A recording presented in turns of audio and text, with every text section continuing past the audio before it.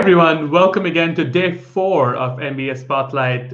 We have top schools every day talking about their programs. We also have admission consultants weighing in on your profiles. And finally, we have current students sharing their MBA experiences. Please join me welcoming Amber from the Foster School of Business and Chaitra, who is a recent alum, I would say. Amber, why don't you take it over? Thanks, Suvik.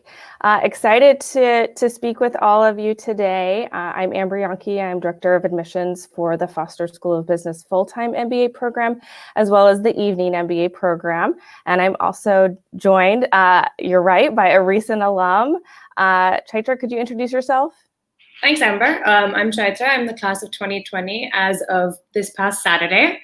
Prior to Foster, I worked in the nonprofit sector in India, working with everything from children in the classroom up to government systems and strategies for a smart city program in India. And I just graduated. And after graduation next month, I'll be joining Liberty Mutual in their full-time corporate development rotation program. Back to you, Amber. Thank you so much.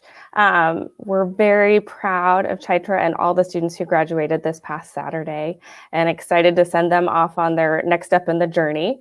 Now, I know you all have a lot of questions today, so I'm going to dive right in and tell you a bit about Foster, and we'll be sure to be able to get to your questions in a little bit of time. So I'll go ahead and move through these slides here. In case you didn't know, the Foster School of Business is in Seattle, Washington. So that's in Seattle proper. We are about 15 minutes from downtown Seattle. It's a really beautiful area, as you can see, not only on the slides here today, but there's actually sunshine today here in Seattle. We have 17 hours of daylight today, I heard, and really beautiful summers. So just wanted to give you a glimpse of what the setting looks like here in Seattle. As you may know, we're also home to a lot of different companies right in our backyard, and our students really benefit from those connections with the companies within the area, as well as companies that we see students go to post MBA. So we have a really strong relationship with the business community, and they are involved in a lot of different parts of the curriculum, and then are a great resource and network to our students. So you might be wondering, why should you consider Foster as an MBA program? We're part of a top-ranked public research university, and we have really amazing world-class faculty here. They have been, our Foster faculty, particularly the ones in the MBA program, have been ranked within the top 3 to 7 research in the world for the past few years. We have a very team-driven, collaborative, and tight-knit community. The community here at Foster, I think, is bar none. It's what I like to call all in, and I think it really makes Foster what it is. We also benefit from having a small class size so that we truly can cultivate those relationships within our program.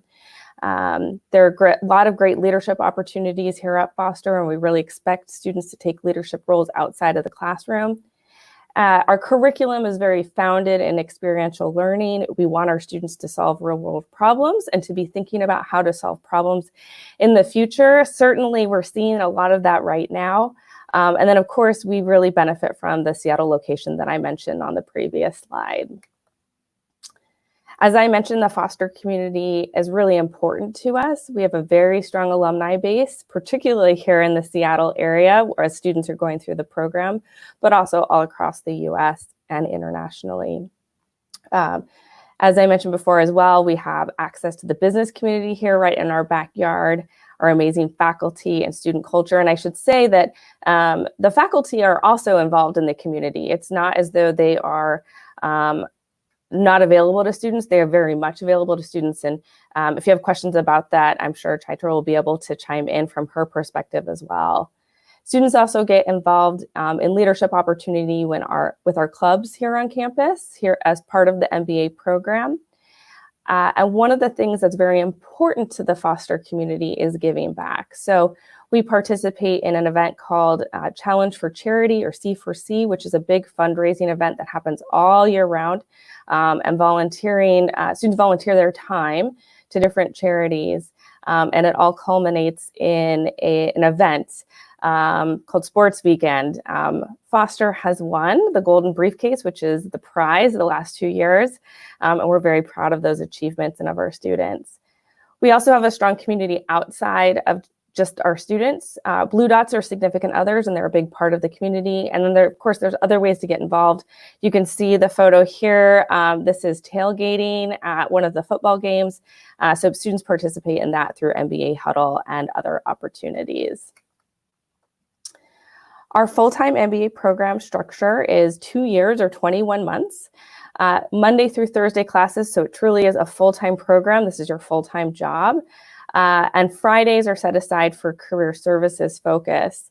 Our curriculum is a bit unique in that students have a lot of power to choose the elective courses. You don't have to choose a specific track. Rather, you get to choose the elective courses that best suit your career goals. But it is all laid by the groundwork of first-year core curriculum classes. So everyone is taking those classes together in lockstep, and we really expect our students to teach and learn from one another. There's also plenty to do outside of class, lots of student involvement in clubs, social events, community, and volunteer service. As I mentioned, the Foster experience is very much focused on experiential learning, and we have a lot of opportunities for people to participate in these experiential learning opportunities, and in fact, some of them are required. We have an applied strategy project, which happens in the first year of the curriculum, which is basically a consulting project with a company. You can see some of the logos on the right-hand side of the screen. Those are just some of the companies that come in with projects for our students, but it's a really great way for students who want to pivot or want to gain additional skills. There are a lot of consulting opportunities through the electives, as well as field study, or through independent study if there are projects you want to work on with a specific company.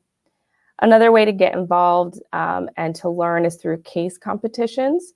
So we have, as part of the curriculum, a first-year core case competition, but there's also support for our students to participate in case competitions across the country. And in fact, even the spring quarter, while things were virtual, our students participated in a core case competition for small businesses, and one of our Foster teams won that competition. We also have study abroad opportunities, though right now we're unsure of what might be possible next year. But there are great opportunities in terms of global business curriculum. And of course, once it's safe to do so, we'll bring our study abroad options back. There's also the opportunity to participate in programs such as our Board Fellows program, where students sit on the board of a nonprofit organization and really contribute to solving a problem with that organization or solving a problem. Foster is known for its very strong career placement statistics. We have a really amazing career management team with an individualized approach. And so the mentors, the coaches are working directly with you on your goals. So everyone gets a very targeted approach. There's also a lot of workshops and opportunities to network. One of those is through our executive mentor program that's run through our career management office. We really benefit from having so many wonderful companies in our backyard, and we have great mentors who are not just Foster alumni, but alums of a lot of other MBA programs who want to work with and mentor our students. So we have a lot of very strong relationships and really benefit from the network here in Seattle. In terms of the admissions perspective, we have 3 deadlines, and looking towards a fall 2021 application cycle, our deadlines are in October, January, or March. We generally recommend that you apply to the earliest deadline possible, but with your strongest application. We also have a very transparent process when it comes to admissions. And so our admissions counselors are available to meet with you and answer any questions you have. We want you to be able to submit your best application. So I'll have some information in a moment on how you can reach out to us. We have a holistic application review. So there's not just one part of your application that's important. Everything is important. But we have a lot of information on our website. We have application workshop videos and other tips that are available. And if you're interested in applying this year, our application profile will be available soon in July 2020. We do recommend at least 2 years of full-time work experience, and we conduct admissions interviews by invitation only. So as I mentioned, we have a lot of resources in terms of preparing your application for Foster. Connecting with an admissions counselor is a great way to learn more about Foster, but also to understand how to submit your best application. There are also great opportunities on getting to know Foster. So we have a large group of students who volunteer their time just to meet with prospective students and to share their perspective. So you are welcome to reach out to them. And our alums are also eager to connect with you as you learn more about Foster. I anticipate that you all might have some questions about possible changes for the fall, but at this point in time, we don't expect to change any requirements for our application for next year. You can see here the tuition rate and financing for the Foster full-time MBA program. These tuition rates, so we have in-state and out-of-state tuition. These are from this past year, and our new tuition rates will be announced soon. Everyone who applies to the program is automatically considered for a scholarship. Our scholarships are merit-based. We award different types of scholarships. So some of them are Foster-based scholarships. Some are done in conjunction with partners, but all funded by Foster. So we are partner schools with the Forte Foundation, Reaching Out MBA, which is a new partner school that we're excited to announce that we're joining, and the consortium as well as MLT. Foster is known for its very strong return on investment. So you can see some of the recent stats from Financial Times, US News, and Bloomberg Business Week. But that's not the only reason you should consider Foster. I just want to offer some of these rankings up to you and then also show you our own MBA rankings calculator that pulls in rankings from all of those entities that I just shared on the previous screen so that you can rank programs or decide what is most important to you as you consider MBA programs. So I encourage you to check it out. As I mentioned, we are very excited to connect with you. And so I wanted to share this contact information on the slide here. We also have additional information today if questions come up about our typical cohort with our class profile or things like that. But for now, I want to make sure that we have time to get to questions. So Suvik, I think I'll throw it back to you for any questions that might be coming through. All right, so yeah, we have a ton of questions, but thank you guys so much for all that information. So I will try to keep our questions in different phases. So I'll go through some application questions first, and then we'll move to some MBA experiences question, which I think Chaitra would be the best to answer. And then we'll go through some, some recruitment, some post-MBA alumni conversation. Sound good? Great. Sounds great. Okay, so for applications, Amber, my first question to you is, what are the kind of things that you are looking for in a potential applicant, and what makes someone the best fit for Foster? Yeah, that's a great question. So our class profile is helpful just so you can get a sense of the average years of work experience, the range of work experience, as well as some of the general statistics of our incoming students for the last couple of years. But those are just stats, and that's not the only thing that we consider when people apply to Foster. We have students from all different sorts of backgrounds and experiences, and we really want people to contribute to the community. So as people consider applying to Foster, I would encourage you to get to know students. We have a lot of opportunities to do that, to learn more about the community and to understand if this is a program you think you can thrive in. I think one of the things our students really do have in common is they are passionate about learning and passionate about being part of a community. So if those are things that are interesting to you and attractive to you, I encourage you to learn more and to understand how you can really contribute to Foster if you choose to apply. Awesome. So moving from the application process, can you share, like, once you get selected for an interview, what's that experience like, and what can you look forward to should you be selected for interviews? Yeah. So in a kind of normal setting, when you're invited to interview, you're welcome to come to campus. Right now, though, we've had to conduct our remaining interviews this year virtually. Virtual interviews are always an option as well. The interview experience is meant to be a conversation and a way to allow us to get to know you more outside of just your written application. We approach it a bit like you would a job interview, but we're also learning more about you, right, and why you're interested in Foster, and to learn more about your goals to see if they align with something that we can help you achieve. Awesome. Finally, we have a test question as well. I think this is sort of related to COVID-19 and all of the changes with standardized testing. One of our users posted about the requirement for GMAT or GRE and the option to waive the test. So do you have any specific info on that?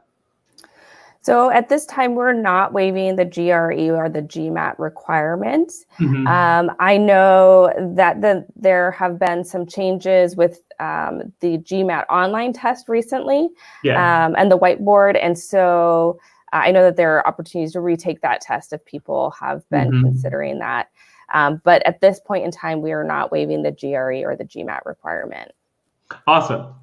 Thanks so much for clarifying. Moving to MBA specific question for Chaitra. Why did you pick Foster, and what was that school selection process for you? So gosh, it's been a while. So for me, Foster was, I'll be very honest with you, it was a bit of a shot in the dark.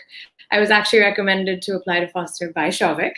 And that's when I started my research process looking into business schools on this side of the country. So I was applying from India and I had never visited Seattle or Foster before. But after spending time looking online, talking to people, talking to alums and students, I realized that this seems like a place that I would fit in really well. Something that I was very intimidated by other schools was their class size. Right. I'm really, really concerned about being one of 500, one of 700, because at that time I was very insecure about my role in the business community. And so for me, the big selling point was how tiny the class size is here. And my undergrad also, we were 500 in our graduating class. And so I've been very used to a smaller community of people. So that was one big factor for me. And the second piece was actually getting to know the West Coast and getting to know Seattle. And I've never heard anyone say anything bad about this city. And so that was always that's a good sign. But also was the industry and the tech space that this provides. And that if in the future I want to get into technology, which I do, so this would be a great stepping stone towards that career path. I think those were the big factors. I think additionally, some of the courses that I looked into were very exciting to me, like Women at the Top and Board Fellows. The C4C program is something that I really was very excited about, which is giving back to the community and competing against other top business schools in giving back. And so that was a really exciting opportunity. That being said, I think I did take a shot in the dark, having never visited before and not really seeing what the school was like. But I think I made the right decision.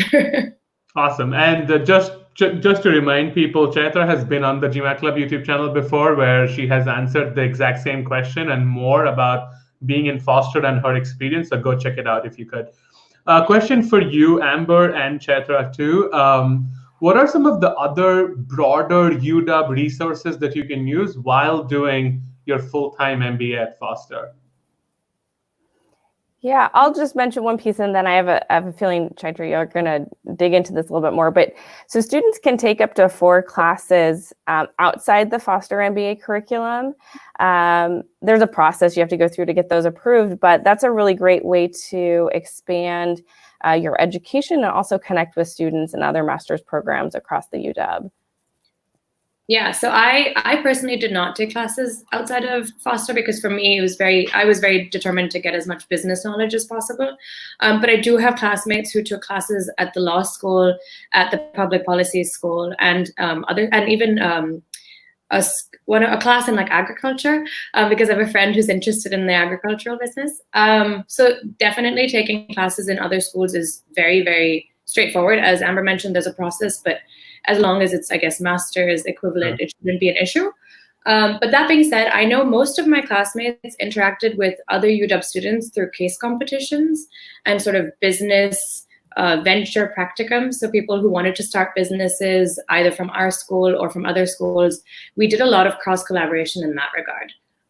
So I think that's where you'll see a lot of interaction with other schools, and it's pretty straightforward. If you ever want to meet with someone, we have a lot of innovation centers within the program, and so through them you can get connected to other professors, faculty, students, so on and so forth, as per whatever you're looking for or whatever you're interested in. Awesome. Question about international experiences at Foster. So while you are a full-time MBA student, are there opportunities for you to study abroad or do an internship outside the US? So thoughts on that would be great. Yes and yes. There are always people who study abroad. I have a classmate who went to South Africa in his second year for a quarter. But you can also do spring break study tour opportunities. So those are 2-week opportunities which count for credit, where people travel to at least, I think, around 2 or 3 countries with a faculty advisor, either learning about particular businesses or learning about particular industries across those countries. So this year, which unfortunately got canceled due to recent events, but this year there were treks planned for Finland, Estonia, South Africa, London and Ireland. There was the India Consulting Project, where every year we send a team of about 15 to 20 students to consult for a nonprofit organization in India. And that's been going on for many years now. So that's a long-going partnership. And I think there may have been 1 or 2 more, but yeah, so every year we have a couple of these opportunities. And the other nice part about these international experiences is it's not just full-time MBA students who go. So you have MBA students as well. And so you have basically people across 5 years of MBA classes. So it's a really nice opportunity to get to know other people part of the program who you may not interact with on a day-to-day basis. Awesome. Question for you, Amber. So while being at MBA Admissions at Foster, how have you seen the typical applicant to Foster change over time? What kind of applicants are you seeing? And do you have any specific advice for people who are considering Foster for fall 2021? Sorry about that. Yeah, that's a good question. I think as Foster has gone up in the rankings, we've seen people interested in the program that might not know as much about the program. And so I'm always encouraging people to get to know our community because to me, I feel lucky to work at Foster. I feel lucky to work with the students that I do. I think it's pretty phenomenal. I just always encourage people that an MBA program is not just receiving your MBA. It's an experience and a network, and you spending time with a group of people and in a place that you want to be for 2 years. And that's so important. Of course, outcomes are important too, but that experience while you're in the program should be enjoyable and to really allow you to thrive. So hopefully that kind of answers the question. We still really want people in the program who want to be invested in the community. And so I encourage people to always consider that as they look at Foster. Can I add to that? I just want to reinforce that piece of community. I think if you think about what's a fit at Foster, obviously there's so many people with so many different backgrounds. I mean, I had nonprofit experience. I have a classmate who owned an art gallery. I have someone else who was a teacher, someone who came from Wall Street. So you have people from all different backgrounds and diversity. is important with that regard. But I think the community piece and what you bring to the class is most important. And if it might sound strange, but if you feel like you're not going to be ready to sort of be part of a community, then I would say it might be worth reconsidering how you think about business school, because that's something that is not, it's not sort of indicative when you think about an MBA. As Amber mentioned, you graduate with a great degree and a great job, yes, but it's that experience of how are you going to make friends? How are you going to participate in the classroom? What are you going to do for the community? If someone needs help with something, are you going to be that person who's going to help them? Like so on and so forth. And I think that's something that's sort of underrated when it comes to MBA applications. And for Foster, that's really, really critical. How do you engage and interact with other individuals? I mean, we're not going to ask you that question in the admissions process, like specifically, how would you do it? But just, it's good to think about that. Yeah. Maybe they will add that question this year. But I think that's critical to think about how you would participate, especially since we're such a small class. When you're 125 people, everyone knows everyone. And so it'll be really, really good to think about how you would interact with, 124 other individuals in that class. Awesome. So I want to dovetail off of that question. We're getting some comments and questions about standardized tests. Again, it's always a popular topic here at GMAT Club. I wonder why. So Foster accepts both GMAT and GRE. And Amber, as you mentioned, Foster had a pretty meteoric rise in all kinds of rankings. So does that impact the average GMAT GRE test score for the class? And if it does, and even if it doesn't, do you have a preference between the two test scores, or do you see them as equals? So we do not have a preference between the two test scores, and I would encourage everyone to take the test that you feel you can perform best on as you are doing the preparation work, but also know that you can take an exam more than once. Most of our applicants do. So if you take the test once and you don't do as well as you think you can take it again. Or if you're not having as much luck with the GMAT, try the GRE or vice versa. We want you to be able to submit your best test score.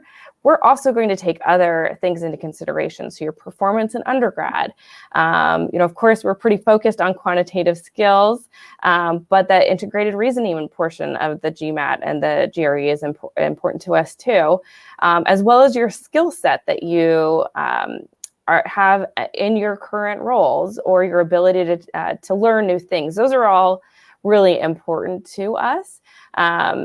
I don't anticipate a major change in how we review our test scores. Sure. Tests are just one piece of the application. You could have a extremely high GMAT score and still not be the best fit for Foster. We also try not to mislead people. So for example, if you have a really high GMAT score, but you're really interested in entertainment business, well, we don't really do that at Foster. So we don't, we can help you achieve your goals, but we also want to be clear about what we can help you achieve, because there might be a better MBA program for you. So to talk about what Foster helps people achieve, I want to pivot to tech. And we're getting a ton of questions about different kinds of tech opportunities. So we're getting some questions about fintech, but I'm going to try to make it a broader tech question as whole. So, it's not a surprise that tech is big at Foster. It's in Seattle, and it's been a constant priority. So when you look at tech recruiting, what are some of the priorities that you're seeing in recruiters for business school students? But also, where do you see tech to be going for Foster students? Are we getting more niche, small startup type things, or are we going to zero in on big tech giants? So I'd love to know more about that. So I'll tell a little bit from the program office perspective and what I hear from my counterparts in the career management office. And then I think it'll be really helpful to hear more from the student perspective as well. People, tech companies, while if you have a technical background that could be helpful, that's not the only thing they're looking for. And and sometimes not what they're looking for. Strong communication skills, the ability to solve problems, the ability to work across teams. All of these things are built into the Foster curriculum to help people cultivate these skills, because those soft skills are really important as you pursue your career post-MBA. You're going to also learn hard skills in the MBA program, but those soft skills are really what help people take the big steps in their career. I think from a tech recruiting side, yes, we have amazing connections at some of the largest tech companies here. And you see that success directly looking at how many people go to those companies every year, either from an internship standpoint or a full-time recruiting standpoint. And I can see the numbers are increasing year on year. Like my class has had more than the previous class, and the current first years, there are lots and lots of them at companies that I wouldn't have even imagined were even an option for me. So clearly we're doing a lot better. And I think that's coming from a realization of how do you communicate the skills that you have? How do you show your leadership in an interview setting? How do you show your leadership in an application setting? Right. I think communication skills are what are they're not focused on enough generally from an interviewing process. I'm sure, Shavik, you could also speak about that from your experiences. How do you learn to communicate? What can you bring to the table? And I think that's really critical. And so in the past few years, I think we've gotten better at, as students, knowing what that means and also sharing that with our peers and helping others coach. I think tech is just going upwards and up and up and up. We see more people moving into tech from non-tech backgrounds. You see a lot of people being able to explore different kinds of technology, as I think there are questions coming up about fintech and insurtech and stuff like that. And Seattle is becoming a hotbed for those organizations as well. So I think to sort of summarize, we have our biggest experiences and biggest successes in big tech. But that being said, I see a lot more people taking risks and taking chances to go into the kinds of technology that they want to be in, whether it's fintech and so on and so forth. I think with that comes a little caveat of if it's some kind of technology that we may not have experience sending students to, you have a lot of resources and alumni who probably work at those companies that you can reach out to. Then also comes a little bit of your entrepreneurial skills and your endeavors to go out into the community and seek those opportunities for yourself. Awesome. So you both mentioned, like a legacy and a history and connections to tech companies while being at Foster. We're getting some questions about inbuilt structures and curriculum that helps people get those jobs.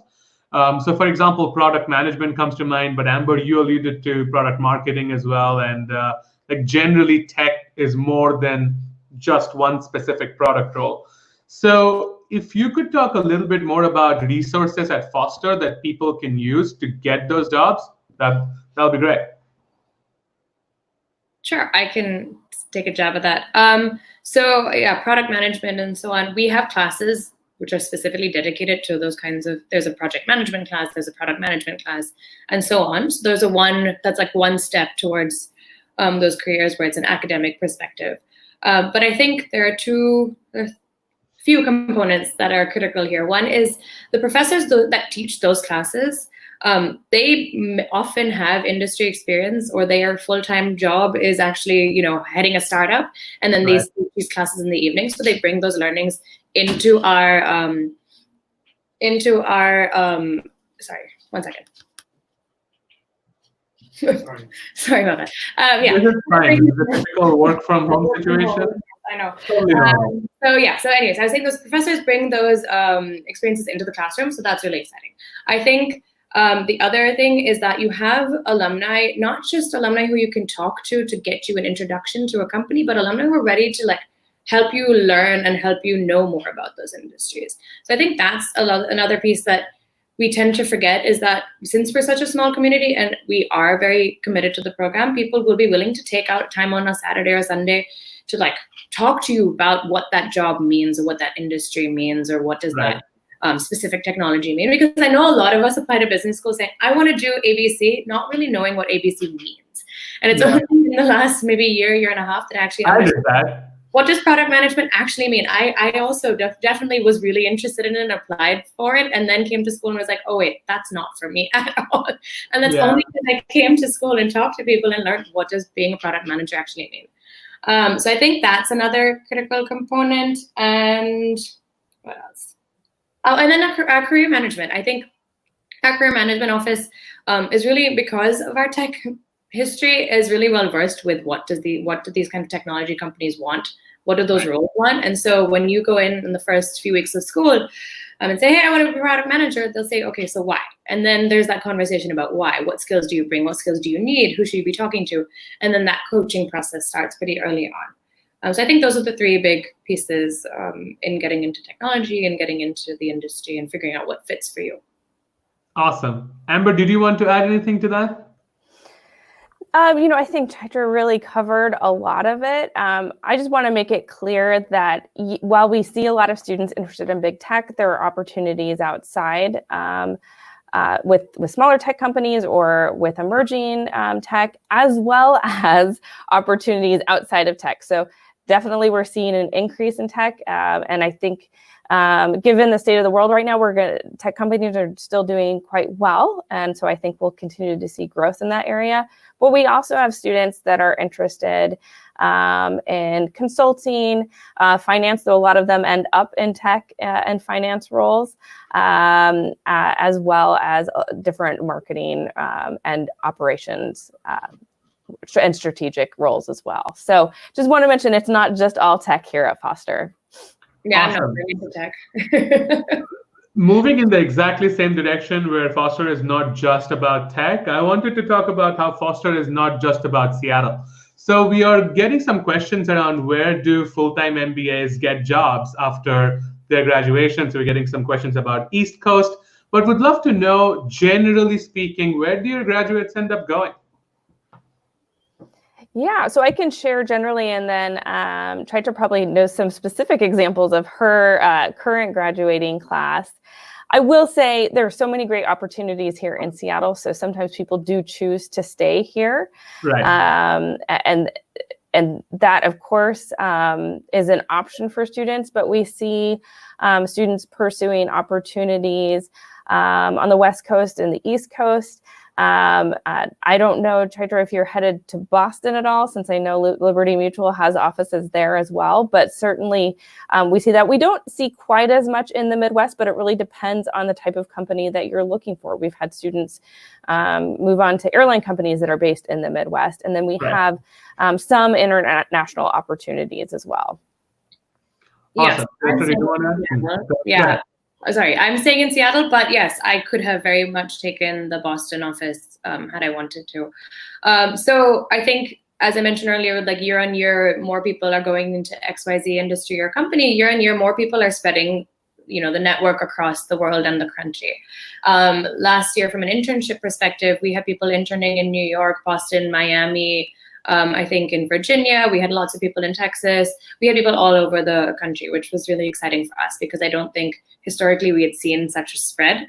When it comes to full-time recruiting, I have classmates going down to LA, Chicago, New York, Boston, Texas, Portland, Seattle, San Francisco.